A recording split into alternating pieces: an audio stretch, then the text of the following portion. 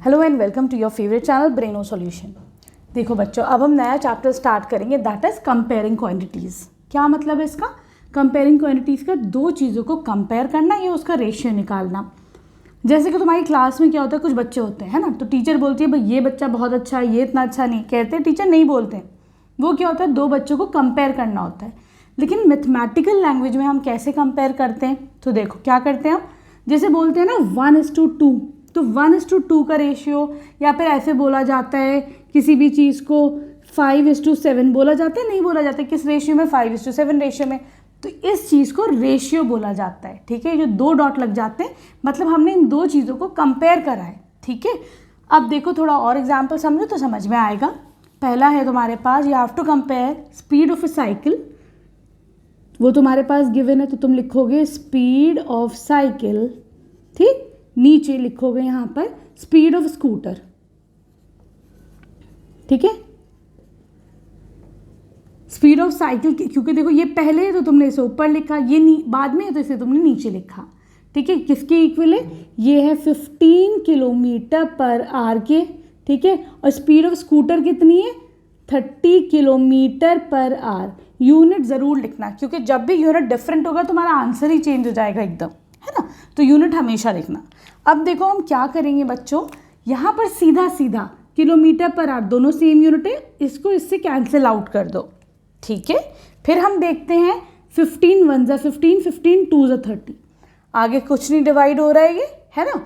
तो मैं इसको लिख सकती हूँ speed of scooter cycle upon speed of scooter कितना, 1:2 के इक्वल, ठीक है। क्लियर है? लेकिन अगर तुम और अच्छे से खूबसूरती से लिखना चाहोगे तो कैसे लिखोगे? Speed of cycle is to speed of scooter. Ratio में हमेशा इस टू लगाओ तो अच्छा लगता है ना, ठीक है। ये ना लगाओ तो ज़्यादा बेटर है, ठीक है। कितनी हो जाएगी? ये हो जाएगी 1:2। ये तुम्हारा आंसर हो जाएगा, ठीक है। क्लियर है? सही है, दिस इज द आंसर। अब आ जाओ इसके बी पार्ट पे। अब देखो बच्चों, बी पार्ट में यहाँ पे तुम्हारे पास रेशियो निकालना है तुम्हें 5 मीटर टू 10 किलोमीटर। क्या करोगे? 5 मीटर पहले है तो ऊपर लिखो, ठीक है। 10 किलोमीटर बाद में है तो उसको तुम नीचे लिख लो, ठीक है। दूसरी चीज़ अब क्या करोगे, देखो डिफरेंट यूनिट है ना, मीटर है नीचे किलोमीटर है। क्या करना है, बड़े वाले यूनिट को छोटे में कन्वर्ट करो, आसान हो जाता है। हमको पता है 1 kilometre is equal to 1000 metre. सब बच्चों को पता है ये वाली चीज़, है ना। यूनिट कन्वर्जन हमेशा पता होना चाहिए, कौन किस में कितना चेंज हो रहा है, ठीक है। अब मैं क्या करूँगी, मैं यहाँ पे लिख दूँगी 5 मीटर अपॉन 10 किलोमीटर। क्या हो जाएगा?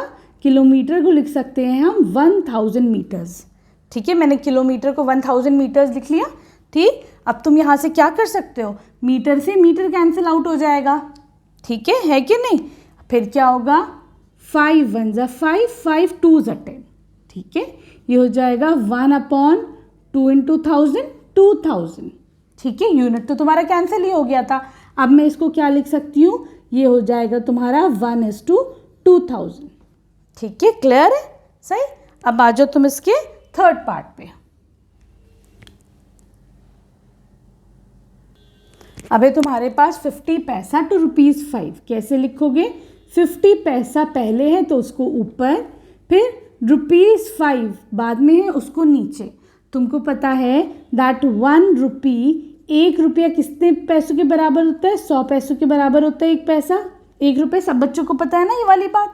तो हम इसको कैसे लिख देंगे, 50 पैसा अपॉन ₹5, ठीक। मैंने क्या करा, 5 का रुपीज़ को हटाकर इसको मैंने पैसा बना दिया, तो मैंने 100 मल्टीप्लाई कर दिया, ठीक है। सिंपल, आसान।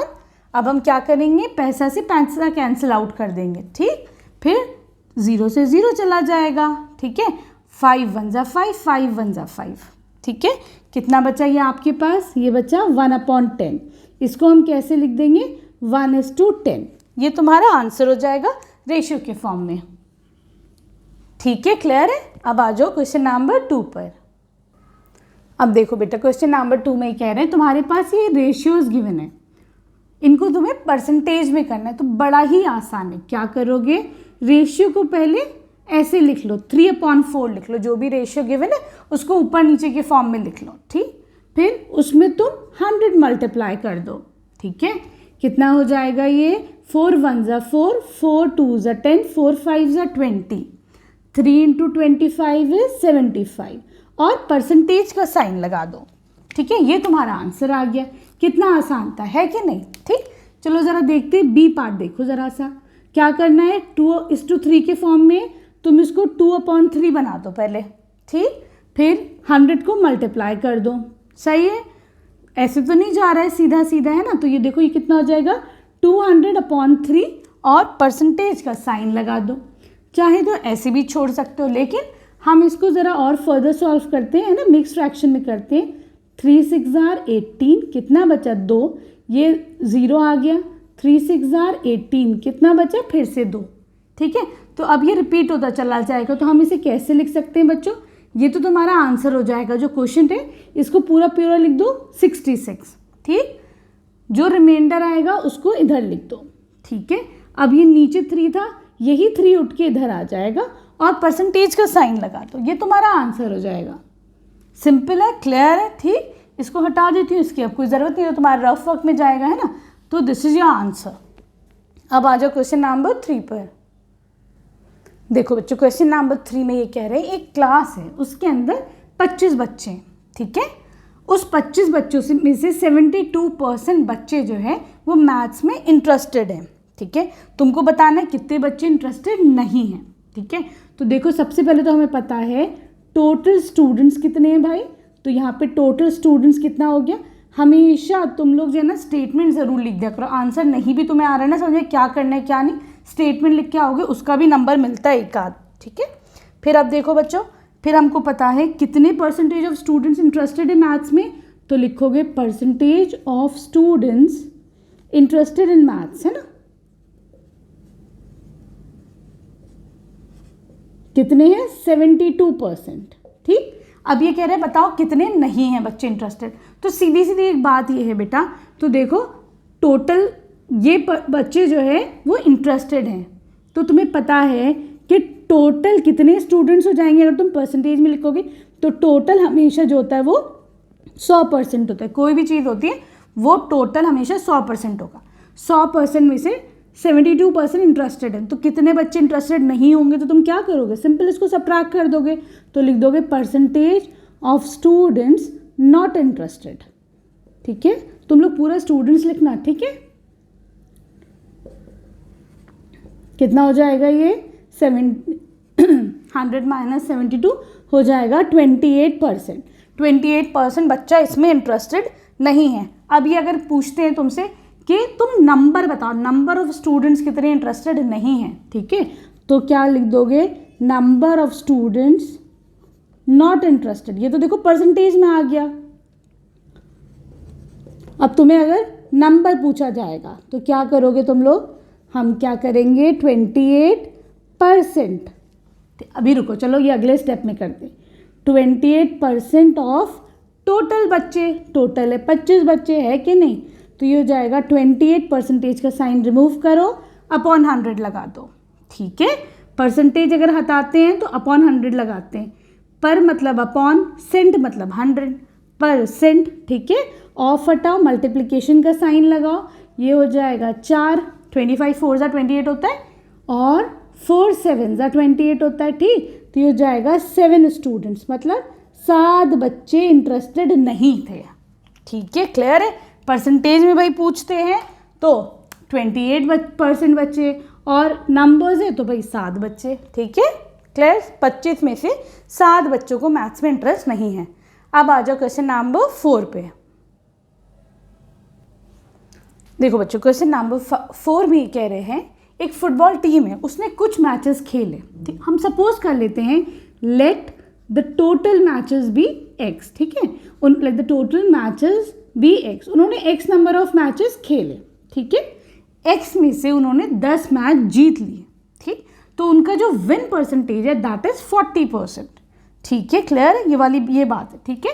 तो तुम इसको कैसे लिखोगे, percentage of matches they one, है ना। Percentage of matches they one, कितने जीते भाई उन्होंने, उन्होंने 40% मैच जीता।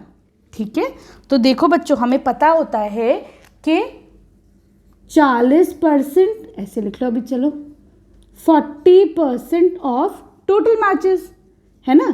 40% किसका? टोटल मैचेस का ही तो 40%, वो किसके इक्वल हो जाएगा? 10 मैच के। ठीक, क्लियर है? क्या करा हमने? इनकी विन परसेंटेज को टोटल नंबर ऑफ मैचेस से मल्टीप्लाई कर दिया। वो कितना आ रहा है कि भाई उन्होंने 10 मैच जीते। ठीक, परसेंटेज को हटा दो।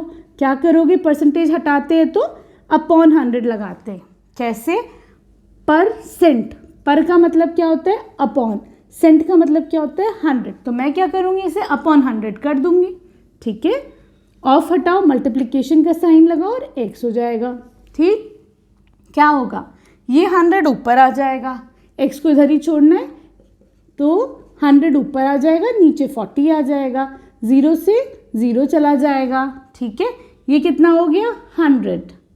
ठीक है, तो 100 अपॉन 4 कितना आया? ये 25। 4 25 100 होता है, तो हम कह देंगे कि भाई टोटल नंबर ऑफ मैचेस कितने खेले उसने? 25 खेले, 25 में से उसने 10 मैच जीते।